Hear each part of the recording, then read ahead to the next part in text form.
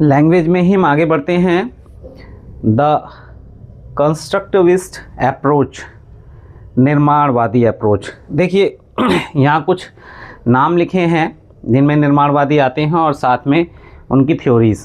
तो ये सिर्फ लैंग्वेज के लिए नहीं है, ये पूरी बाल विकास की बात है, चाइल्ड डेवलपमेंट की है। Bruner, discovery, inquiry based, active learner.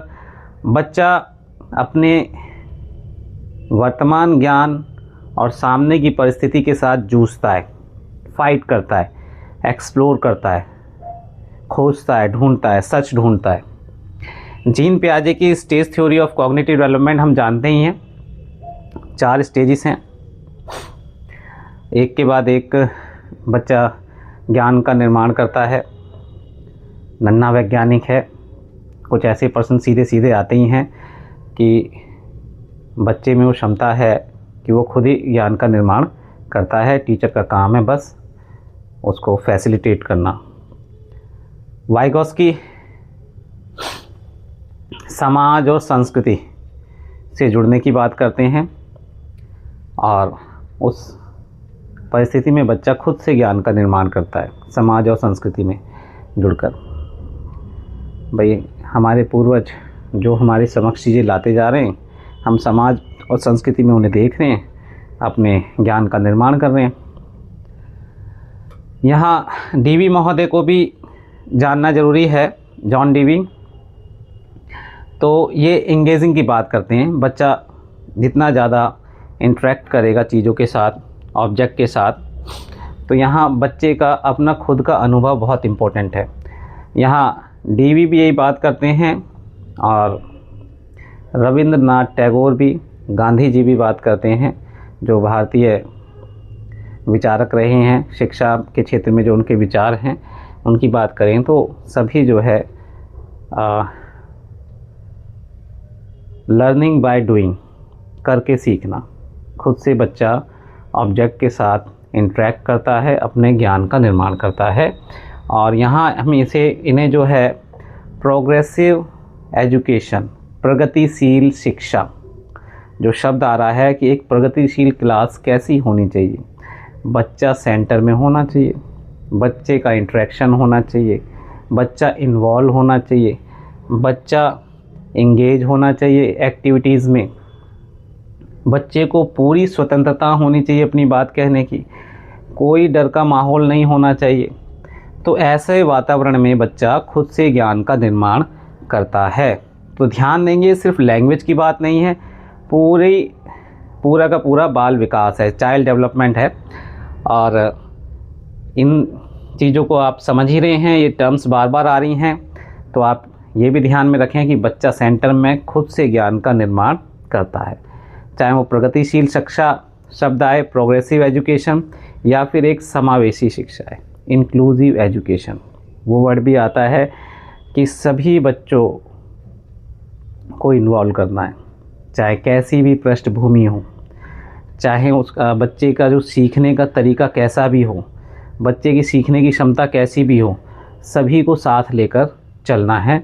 तो कोई भी टर्म्स आ जाए चाइल्ड डेवलपमेंट में, आपको बस ये सारी बातें ध्यान रखनी है, चाहे भाषा हो या फिर चाइल्ड डेवलपमेंट पेडागॉजी हो, या फिर आपका सब्जेक्ट खुद हो।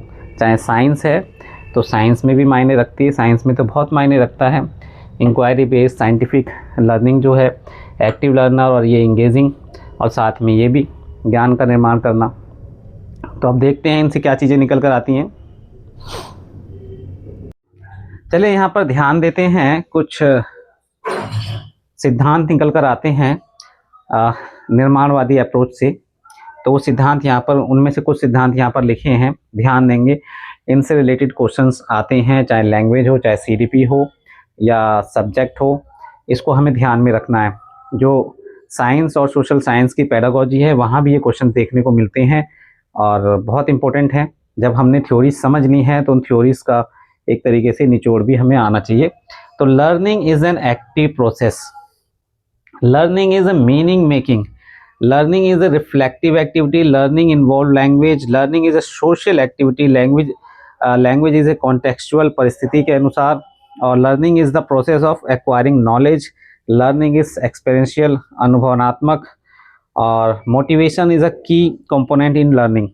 तो अभिप्रेरणा या प्रेरणा बहुत इंपॉर्टेंट है इसमें। मैस्लो का हायरार्किकल ट्रायंगुलर वो भी देखना है। साथ में वाइगोस्की बहुत इंपॉर्टेंट है, वाइगोस्की की क्लास बहुत इंपॉर्टेंट है। जेडपीटी जोन ऑफ प्रॉक्सिमल डेवलपमेंट, नज़दीकी विकास, उसमें किस तरीके से बच्चे के साथ में उससे मोर नॉलेजेबल पर्सन जुड़ते हैं तो उसका वो क्षेत्र बढ़ जाता है। सिंप्लीफाइड लैंग्वेज, आसान सरल भाषा में, teacher modelling, visual and graphics, cooperative learning, hands on learning, ये उदाहरण हैं कुछ। और स्कैफोल्डिंग, छात्रों के अपने अनुभव जिससे वो बेहतर तरीके से सीखता है। और जो जीवंत अनुभव हैं रियल लाइफ के, उनके द्वारा बच्चा ठोस तरीके से सीखता है। तो ये कुछ सिद्धांत हैं जो मैंने अभी ऐसी एज ए रीडिंग कर दिए हैं, लेकिन अब हम इन पर एक एक करके बात करते हैं। Learning is an active process. तो यहाँ ये बात हम बिल्कुल अच्छी तरह जानते हैं कि बच्चा जो है खुद से ज्ञान का निर्माण करता है, सक्रिय होकर, एक्टिव होकर। यहाँ पर हमने पियाजे, वाइगोस्की, कोहलबर्ग और जो भी थ्योरी हमने पढ़ी हैं सब में यही बात आती निकल गई। चाइल्ड सेंटर में चाइल्ड खुद से अपने ज्ञान का निर्माण करता है, यानी कि वो पैसिवली सिर्फ बैठकर ऑब्जर्व नहीं करता। लेकिन हाँ, यहाँ पर पियाजे की एक आलोचना ये भी की जाती है ना कि भाई उसमें एक्टिव लर्नर तो है, लेकिन जब कुछ बच्चों में कुछ डिसेबिलिटीज़ आ जाती हैं तो वो ऑब्जर्व करके ही वो सीखते हैं, तो वो थोड़ा सा एक अलग है। लेकिन यहाँ हम बात करते हैं कि बच्चा एक्टिवली सीखता है पार्टिसिपेशन के माध्यम से। तो पेरेंट्स और टीचर का ये चाहिए कि वो ऐसा एटमॉस्फेयर या वातावरण तैयार करें जहाँ बच्चा खुद से करके सीखे। हमारा यहाँ दूसरा पॉइंट है, लर्निंग इज मीनिंग मेकिंग। बच्चा जो भी ज्ञान का निर्माण कर रहा है तो वह अर्थपूर्ण होती है, बच्चे के खुद के अनुभव होते हैं। और जब विद्यालय में बच्चा आता है तो वो पहले से जानता है और वो कर सकता है। टीचर को ये बात ध्यान रखनी चाहिए और उसकी वैल्यूज़ का आदर करना चाहिए और एक ऐसा एटमॉस्फेयर देना चाहिए जहाँ बच्चे अपने पूर्ण अनुभव के आधार पर ज्ञान का निर्माण कर सकें। यानी कि जो प्रत्येक व्यक्ति हैं जिस तरह से सीखते हैं वे उसी तरीके से सीखते हैं। तो यहाँ learning is a meaning making. हर व्यक्ति ज्ञान का निर्माण करता है और उसका अर्थ होता है, यानी कि मीनिंग होता है। नेक्स्ट है, learning is a reflective activity. ये जॉन डीवी द्वारा दी गई है, लेकिन यहाँ ध्यान रखना है कि रिफ्लेक्टिव एक्टिविटी का तात्पर्य है माइंड में ज्ञान का निर्माण हो रहा है, दिमाग और हाथ का इन्वॉल्वमेंट, इसी को रिफ्लेक्टिव एक्टिविटी कहा है। सारी थ्योरीज में बच्चा एक्टिव है, इन्वॉल्व है। रिफ्लेक्टिव एक्टिविटी, जॉन डीवी का नाम आ रहा है। तो प्रगतिशील शिक्षा, प्रगतिशील शिक्षा में टीचर को यहाँ फोकस करना है कि बच्चे को स्पेस देना है करने के लिए। बच्चा जानता है, कर सकता है, उसको एंगेज करना है, पार्टिसिपेशन बढ़ाना है, एक्टिवली पार्टिसिपेट करे। तो ये जो भी दिमाग और हाथ का जो मेल हो रहा है रिफ्लेक्टिव एक्टिविटी है। अब यहाँ बात आती है, learning involve language, learning is a social activity और लर्निंग इज कॉन्टेक्चुअल। ये तीनों चीज़ें सोशियो कल्चर थ्योरी वाइगोस्की से आप जोड़ सकते हैं। लर्निंग में हमने पढ़ा, देखा, ध्यान दिया था कि भाई जो लैंग्वेज है उसका बहुत इम्पोर्टेंट रोल है। बच्चा इसके माध्यम से समाज से जुड़ता है, अपने अनुभव का निर्माण करता है, खुद से बात करके अपना मार्गदर्शन करता है वाइगोस्की के अनुसार, और फिर समाज से जुड़ता है। वो प्राइवेट स्पीच इनर स्पीच में बदल जाती है। कहने का मतलब है प्रैक्टिकली हम हाथ से बाहर कर रहे होते हैं, हमारा दिमाग मेंटली अंदर कर रहा होता है ये काम। तो बहुत इम्पोर्टेंट है। Learning is a social activity, यहाँ भी वाइगोस्की को आप याद कर सकते हैं बिल्कुल। लैंग्वेज, सोशल एक्टिविटी, कॉन्टेक्चुअल, यानी कि भाई समाज में ही सारी चीज़ें घटती हैं, कोई बिल्कुल अलग नहीं। अब हमारे पास जो भी ये बोर्ड ही है या फिर ये पेन है, तो ये जो समाज से निर्माण होकर हम तक पहुंचा है और हम इसमें अपने एक्टिव पार्टिसिपेशन यहाँ दिखा रहे हैं।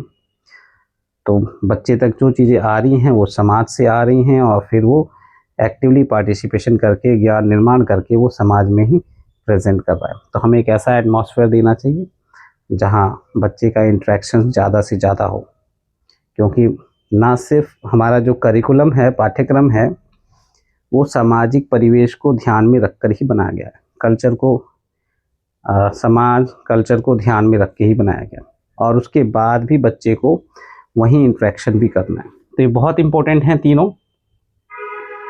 Learning is the process of acquiring knowledge. यहाँ पे भी पियाजे, वाइगोस्की, कोहलबर्ग, तो यहाँ बच्चा ज्ञान का निर्माण ही कर रहा है। तो बहुत इंपॉर्टेंट टर्म है ये भी।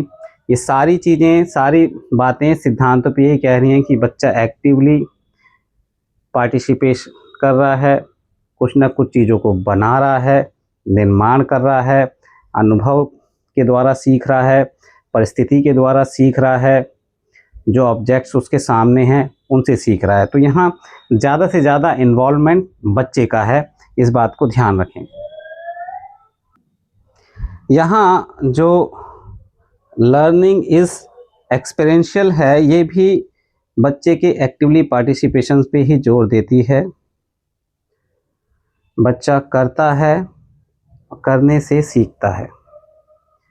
बच्चे के सामने कोई भी नई चीज़ आती है तो बच्चा अपने पुराने अनुभव के आधार पर कोशिश करता है, समझने का प्रयास करता है, और अगर उससे मैच नहीं करती है तो दिमागी रूप से या फिर फिज़िकली उन चीज़ों के साथ इन्वॉल्व होके मैनिपुलेट करके उसका अर्थ निकालता है और ज्ञान का निर्माण करता है। तो ये दोनों बातें इसमें आ जाती हैं।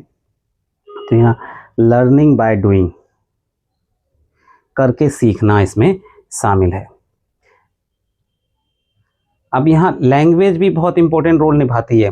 मतलब लैंग्वेज में भी ये सारी चीज़ें सीखने में तो इन्वॉल्व हैं ही, साथ में ही लैंग्वेज लर्निंग में भी इन्वॉल्व है और लर्निंग सीखने में इन्वॉल्व है। नेक्स्ट है ये मोटिवेशन। मोटिवेशन एक बहुत इम्पोर्टेंट कंपोनेंट है, ना सिर्फ भाषा सीखने में बल्कि एजुकेशन में भी। और एक मैस्लो का हायरार्किकल ट्रायंगुलर जो थ्योरी है वो देखना ज़रूरी है इसमें, मोटिवेशन में। और एक इंटरनल और एक्सटर्नल, जहाँ से क्वेश्चंस आ रहे हैं, तो ध्यान देंगे। प्रेरणा, आप सीटेट का पेपर दे रहे हैं तो इसमें भी प्रेरणा शामिल है कि आप खुद को साबित करना चाहते हैं एक बेहतर शिक्षक के रूप में, और एक समाज में सम्मानजनक जॉब भी पाना चाहते हैं। तो ये कुछ प्रेरणा है जो बाह्य रूप से भी हो सकती है और भीतर रूप से भी हो सकती है, कि आप खुद भी सेल्फ मोटिवेटेड हैं या पेरेंट्स और समाज द्वारा आपको प्रेरित किया जा रहा है। तो टीचर का काम यहाँ पर यही है कि बच्चों को प्रेरित करना। जब भाषा की क्लास में तो ये और भी इम्पोर्टेंट हो जाता है कि बच्चे की जो हिचक है या डर है या भय है उसको दूर किया जाए। जैसा हमने अभी स्टेफन क्रेशन के नियम में पढ़ा था, जो 5 हाइपोथेसिस हैं, उसमें भी कि हमें उन्हें ब्लॉक करना है, फिल्टर करना है।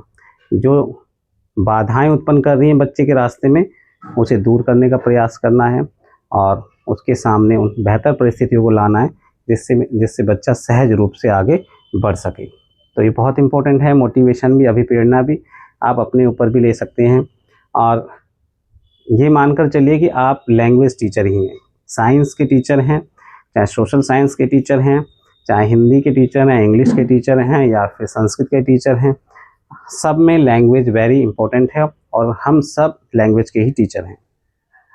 तो लैंग्वेज बहुत ज़रूरी है। और फिर ये है Vygotsky ZPD, zone of proximal development. यहाँ बच्चे की जो पोटेंशियल बच्चा खुद से करके सीख सकता है, और साथ में उसके पीयर्स, स्कूल में पढ़ने वाले या घर के आसपास के लोग या माता पिता या टीचर बच्चे को उसको सीखने में हेल्प करते हैं तो उसकी पोटेंशियल बढ़ जाती है, यानी उसका जो डेवलपमेंट का क्षेत्र है जहाँ तक उसकी पोटेंशियल है वहाँ तक पहुँच जाता है। ऐसे में देखें, भाषा सिखाने में सरल भाषा होनी चाहिए। हमने कहा फर्स्ट लैंग्वेज, मदर लैंग्वेज पे ज़्यादा जोर है, क्योंकि बच्चा उसी में सपने रचता है, दिमाग में उसके एक्सपेरिमेंट चल रहे होते हैं, उसी भाषा में चल रहे होते हैं।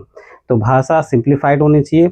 और आपका भी ध्यान, जो सीटेट में वर्ड आ रहे हैं, शब्द आ रहे हैं, उनका आपको स्पष्ट रूप से अर्थ पता होना चाहिए। इंग्लिश में खासकर आप ध्यान दीजिए, हिंदी में शब्द बदल जाते हैं, प्रेशर होता है, क्वेश्चन आते हुए भी नहीं हो पाते हैं। तो ऐसे में आपको हिंदी इंग्लिश दोनों देखना है। और ये कुछ वर्ड हैं, बार बार आएंगे, बार बार इन पर आपको ध्यान देना है।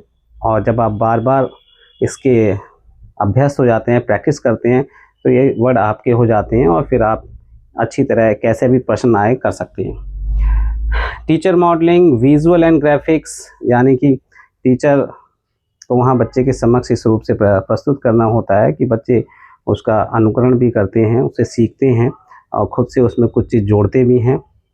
साथ में जितने हमारे सेंसर इन्वॉल्व होंगे, आँख, कान, हाथ, तो हम उतना बेहतर तरीके से सीखते हैं। तो यही है, विजुअल और ग्राफिक का प्रयोग इसलिए करना चाहिए।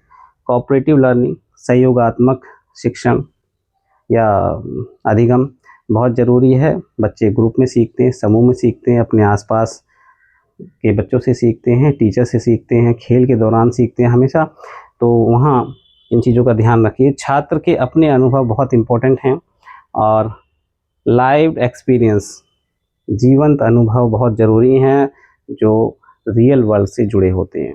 जॉन डीवी का भी यही कहना है। तो जॉन डीवी की जो बात हम करेंगे, रिफ्लेक्टिव एक्टिविटीज़ में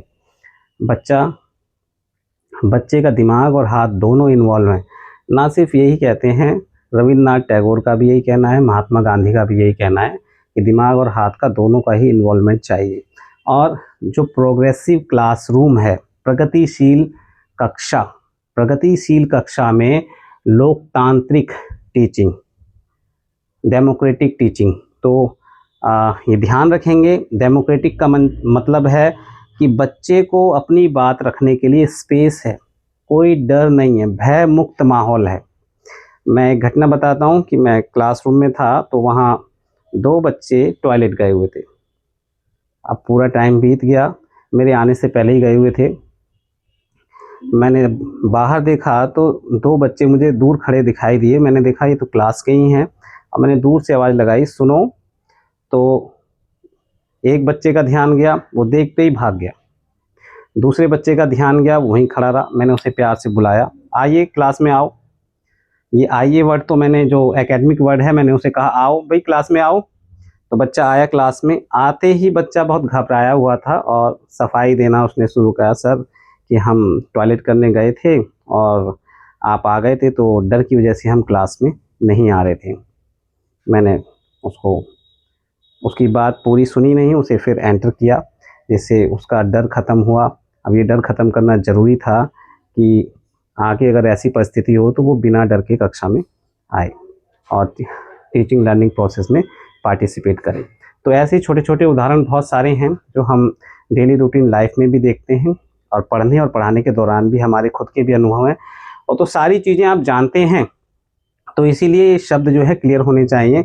ये ना सिर्फ लैंग्वेज में, बल्कि जो सोशल साइंस है या साइंस है या लैंग्वेज है, ये सारे सिद्धांत वहाँ काम कर रहे हैं। आप इसे पढ़िए, इनका अगर मीनिंग मुझसे नहीं समझ आ रहा है तो आप सर्च कर सकते हैं इंटरनेट से और एक एक चीज़ को अच्छे से समझ सकते हैं। आप अपनी समझ का निर्माण खुद करेंगे, चाहे वहाँ क्वेश्चंस कैसा भी आए। भाई सिलेबस दे दिया है और ये टर्म्स वहाँ बार बार आ रही हैं। पियाजे, वाइगोस्की, कोहलबर्ग, बच्चा ज्ञान का निर्माता है, बच्चा कोरी स्लेट नहीं है, बच्चा खुद से करके सीखता है, बच्चा एक्टिव है, बच्चा पैसिव नहीं है। क्या है, जब हमें है पता है तो क्या नहीं है अपने आप ही पता चल जा रहा है। आपको खुद भी मैनिपुलेट करना है, खुद भी संघर्ष करना है, जूझना है, क्योंकि यहाँ बच्चा जो है परिस्थिति से जूझता है, संघर्ष करता है, तो साइंटिफिक अप्रोच लगाता है। और यहाँ टीचिंग में चाहे वो लैंग्वेज हो, चाहे वो सब्जेक्ट हों, साइंटिफिक अप्रोच बहुत ज़रूरी है। अगर यहाँ से प्रॉब्लम सॉल्व नहीं हो रही, यहाँ से करके देखें, यहाँ से करके देखें, यहाँ से करके देखें, और ऐसे ही आपको एग्जामिनेशन रूम में भी सोचना है। क्वेश्चंस बहुत सारे लास्ट ईयर्स के कर लिए तो ज़्यादा एग्ज़ाम से पहले नहीं देखने हैं, अपने बेसिक पर ध्यान दीजिए और वहाँ क्वेश्चंस कैसे भी आएँ आप कर लेंगे। मेरी आपसे यही गुजारिश है कि आप कॉन्फिडेंट रहिए, इस वर्ड को ध्यान रखिए, मोटिवेशन को, सेल्फ मोटिवेशन। और सेल्फ मोटिवेशन यही है कि आप नकारात्मक विचारों से दूर रहें, नकारात्मक बातों से दूर रहें, कॉन्फिडेंट महसूस करें।